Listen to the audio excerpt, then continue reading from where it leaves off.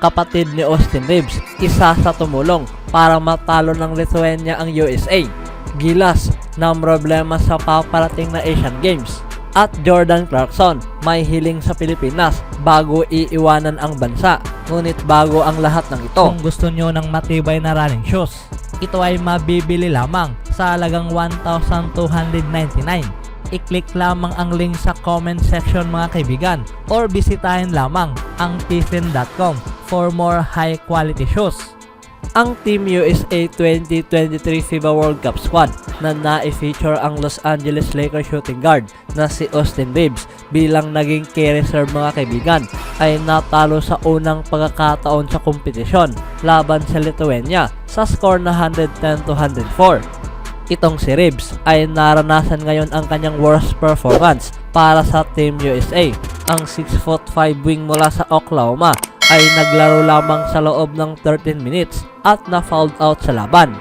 Siya ay nakapag-shoot lamang ng 1 out of 4 mula sa field at nakapag-chip in ng walang rebounds, walang assist, walang steals at walang blocks habang nakabenepisyo ang kanyang kalaban sa depensa.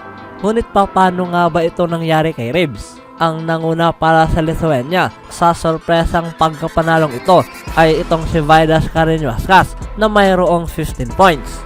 Ang most memorable 2 points sa labang ito ay nagmula pa sa panahong backdown dito kay Reeves malapit sa baseline para gawin ang madaling puntos mga kaibigan at pikunin ang starting 2 guard.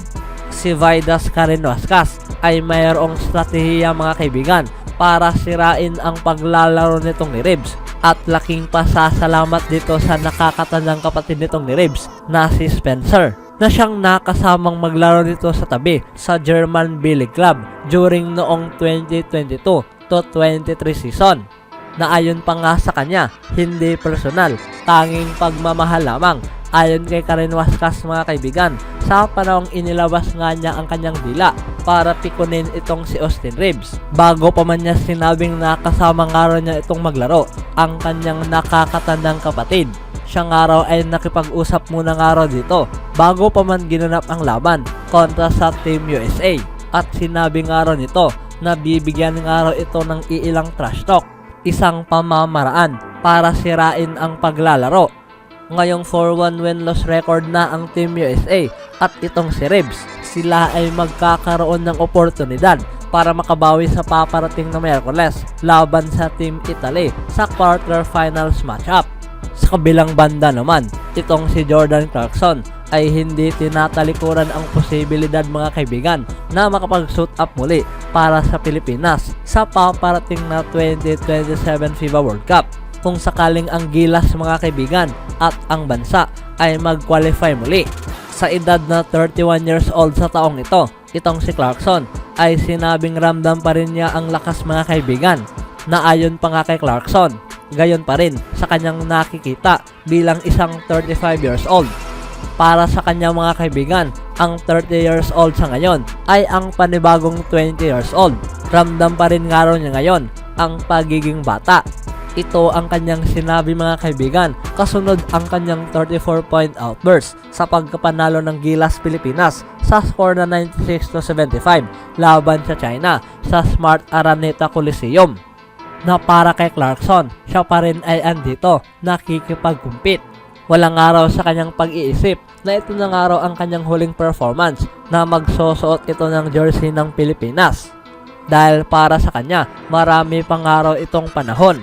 Gayon pa rin, kaya pa rin nga raw nitong maglaro.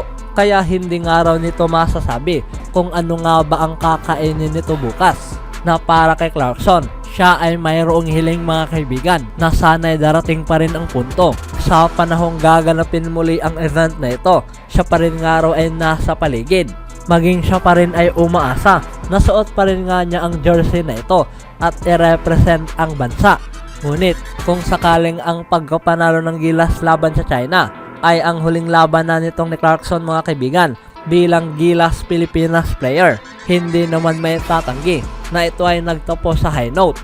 dahil itong si Clarkson ay umiscore ng 24 points total sa third quarter na kung saan naitama nga niya ang 5 triples at ang 4 dito mga kaibigan ay ginawa nga niya sa magkasunod na fashion na kung saan ang home crowd ay naghiyawan at nabuhay over sa kanyang kahanga-hangang scoring.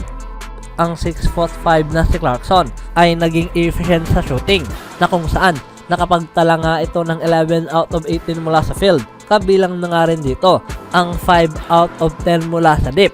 Siya rin ay nakakuha ng 3 assists at 2 rebounds sa loob ng 33 minutes.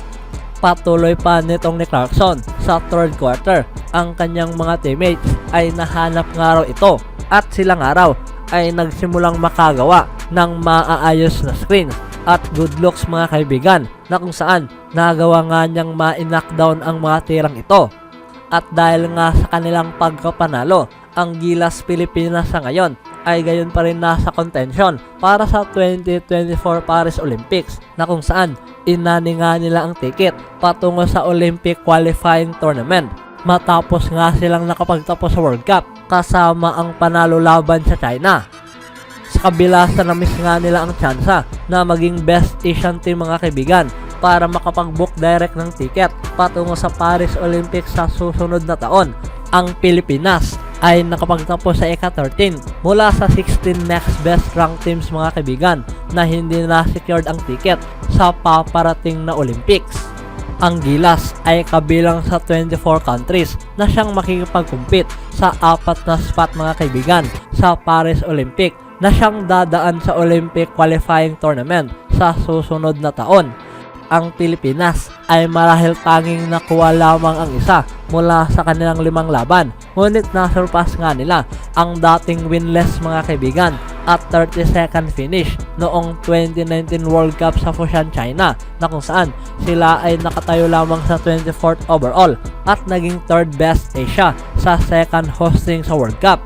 Ang Filipinos ay pinutol ang 9 game skid mga kaibigan balikan noong World Cup, 5 taon na ang nakalipas sa likod sa pangunguna sa 34-point explosion nitong ni Jordan Clarkson, ang most points mga kaibigan sa kahit anumang Filipino player na nasurpass ang 33 at 31 points na nagawa nitong ni Moon Cross noong 1978 edition at 31 points naman sa FIBA Hall of Famer na si Carlos Big Difference Loizaga noong 1951. Ang Gilas ay nag-qualified para sa Olympic qualifying tournament para sa 3 magkasunod na panahon. Ang Pilipinas ay naging host noon sa 2016 edition sa Mall of Asia Arena na kung saan sila ay natalo laban sa France at New Zealand. Ang Gilas coach na si Chot Reyes ay sinabing lalayo na nga raw ito mula sa programa at sinabing hindi pa nga raw niya alam kung sino nga ba ang magiging successor nito. Iiwanan nga raw niya ang lahat ng desisyon mga kaibigan sa Samahang Basketball ng Pilipinas. Ang Pilipinas sa ngayon ay gayon pa rin, naghahanap pa rin ng coach mga kaibigan at mga manlalaro para sa Asian Games sa China na magsisimula sa paparating na September 23.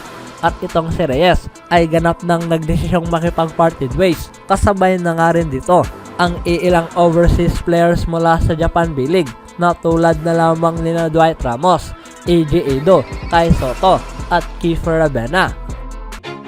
Always do it on my own, so I gotta get through it. And the only thing I know is to love what I'm doing. Never give up, never slow, till I finally prove it. Never listen to the no's, I just wanna keep moving. Keep my head up when I act, head up, that's a fact. Never looking back, I'ma keep myself on track.